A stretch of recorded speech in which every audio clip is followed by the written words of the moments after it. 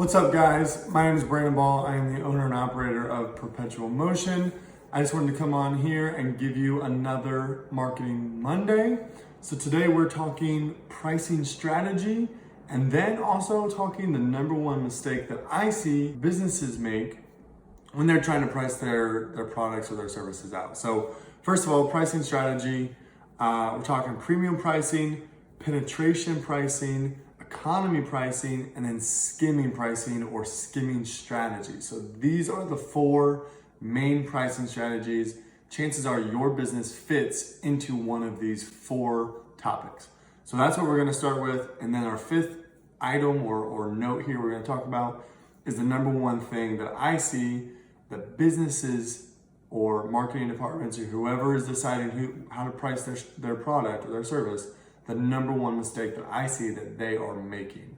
Okay, so first of all, run through some definitions. If you've taken a marketing course or probably even just a general business course, you've probably heard these four terms before, but we'll break them down here real quick.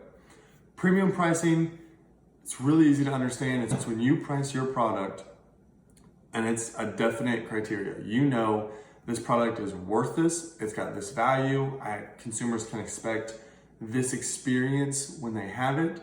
They typically have higher marketing and advertising budgets. They're typically more targeted towards a very specific niche or type of consumer. Similar to like Porsche in the car industry. Porsche's marketing is very targeted, and you know what you're kind of gonna get with a Porsche versus Ford or Chevy or somebody like that is more for the mass market. Tends to be a little cheaper, but is more for the mass market. So whether you have a Porsche car or whether you have a Ford Focus, it's two different strategies that those companies are using to push those products forward. So premium pricing, penetration pricing, this one's a little trickier. This one is tough because a lot of people use it and then never get out of it, or struggle to get out of it rather. So penetration pricing is when you lower your prices to start with to get your foot into the door. So it's like if you have a $40 product and you start selling it for $25, and then you're gonna raise it to $40 later once you build that market share and that brand loyalty, then you're gonna raise it to $40. Okay, great. So that one's a little trickier. You gotta be a little more cautious how you use the penetrating marketing or penetration pricing, but it can be done. It can be done very successfully if that is the strategy that you wanna go forward with. Next, we're gonna talk about economy pricing. Again, this one's very easy to understand. You've got your premium pricing and you've got your economy pricing.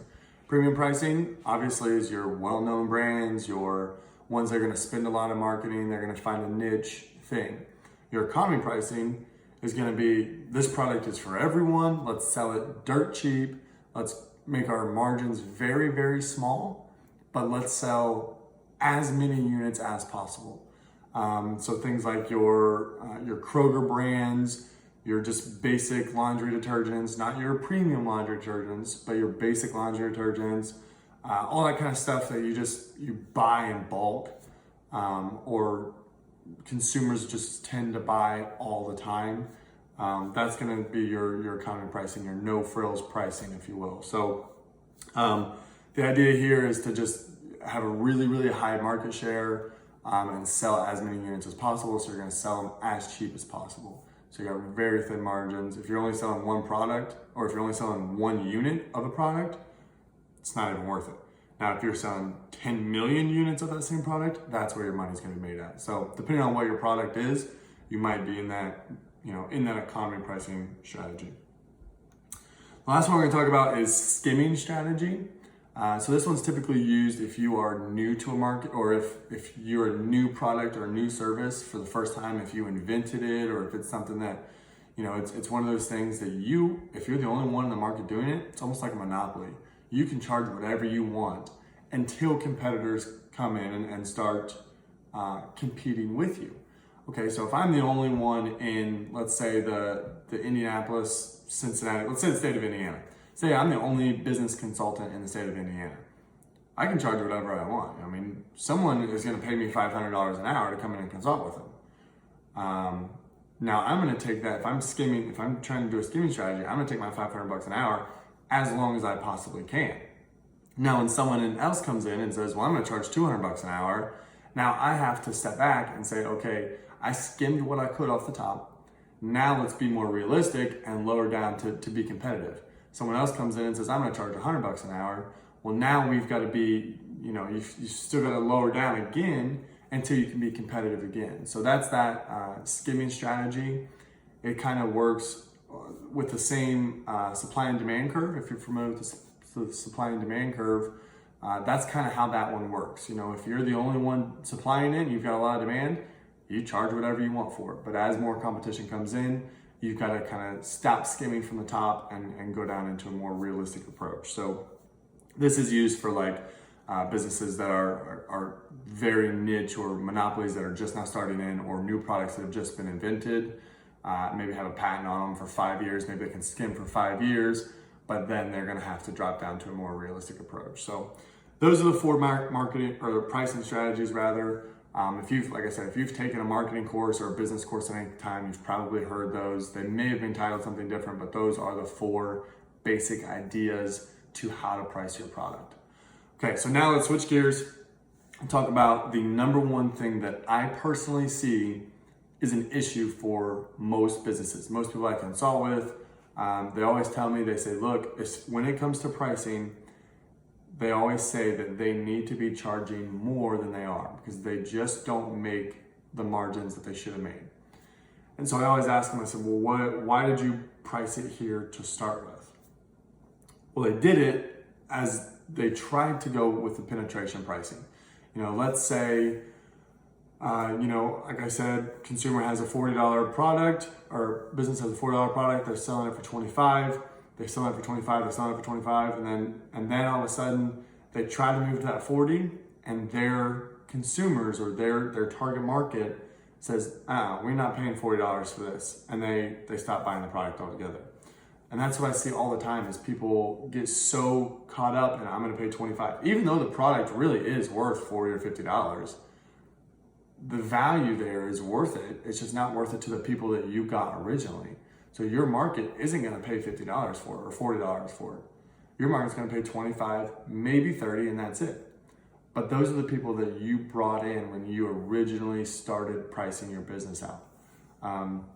So just, you got to be real careful with that. And I personally would say make it known, run specials, but don't tell them that's the price. You know what I mean? So if I charge $100 for consulting, and in the month of September, maybe I'm gonna do a special of $75 an hour per consulting if you book in the month of September, right? So now consumers know, oh, this is a $100 value, but I'm getting it for 75. So they get it for 75, but they think, okay, I got a good deal on this, first of all. Whereas if I just said, oh, it's a $75 thing, they'd have been like, oh, it's 75 bucks.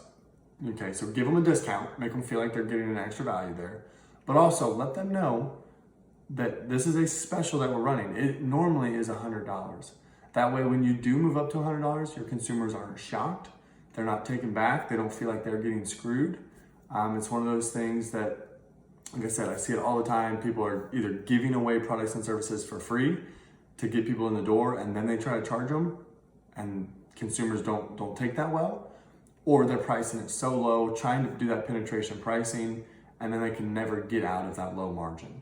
They either have to stay with those low consumers, or they have to rebrand themselves as more of a premium pricing, more of a premium brand. So the number one problem I see is just people are pricing their stuff too low and can never get out of that penetration pricing strategy. They want to move into that premium pricing, but they just can't get there because their market won't let them. So anyway, if you guys ever have any more questions about pricing strategy or anything like that, reach out to me. I'll link my email, perpetualmotionenterprise@gmail.com. I will link it in the bottom of this video. But if this helped you in any way, at least got you thinking in any way about maybe repricing, or maybe you're about to start a business and what's that look like, I would encourage you to like this video and subscribe to the channel. Like I said, every Monday I come on and give you tips, tricks, just things that are happening in the marketing world, strategies that you should be using. So subscribe to the channel. If you hit the little bell next to the subscribe button, it will tell you when I've released a new video. So every Monday that'll happen, but if you want a little notification reminder that says, oh, Perpetual Motion just released a new video, I wonder what today's marketing subject is, we can, hit that bell and you'll be notified. So I would really appreciate it. But with that, I will get off here. Like I said, I wanted to be a decently quick video. I try to keep these under 10 minutes. So I appreciate you guys watching, and until next Monday, I'll see you guys later.